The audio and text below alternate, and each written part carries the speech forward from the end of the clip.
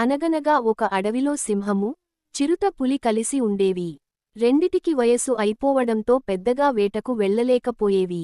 ఉన్నదాంట్లోనే ఏదోలా సరిపెట్టుకునేవి. ఓసారి వాటికి వరుసగా వారం రోజులు పాటు తినడానికి ఆహారం దొరకలేదు.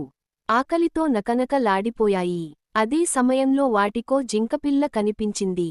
అప్పుడు సింహం, మిత్రమా, మనం ఎవరికి వారే వేటాడుతుంటే జంతువులు పారిపోతున్నాయి. కాబట్టి ఈసారి ఇద్దరం కలిసే చెరోవైపు నుంచి దాడి చేద్దాం అని చెప్పింది. దానికి చిరుత పులి సరేనంది.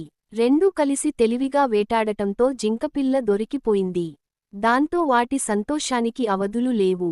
అయితే సింహం మాత్రం, కలిసి వేటాడాలన్న ఆలోచన మొదట వచ్చింది నాకు. అందుకే ముందు నేనే తింటాను. అంతే. ఆ మాటకు చిరుతకు ఎక్కడలేని కోపం వచ్చింది.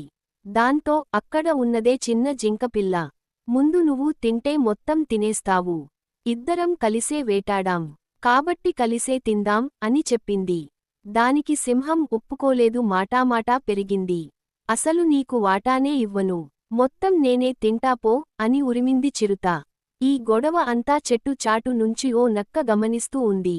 అసలే వృద్ధాప్యం, ఆపైన ఆకలితో అలమటిస్తున్న ఆ రెండు ఎక్కువసేపు పోట్లాడుకోలేవన్న విషయానికి దానికి అర్థమైంది. గొడవ పడి పడి సింహం, చిరుత అలిసిపోయి కూలబడ్డాయి.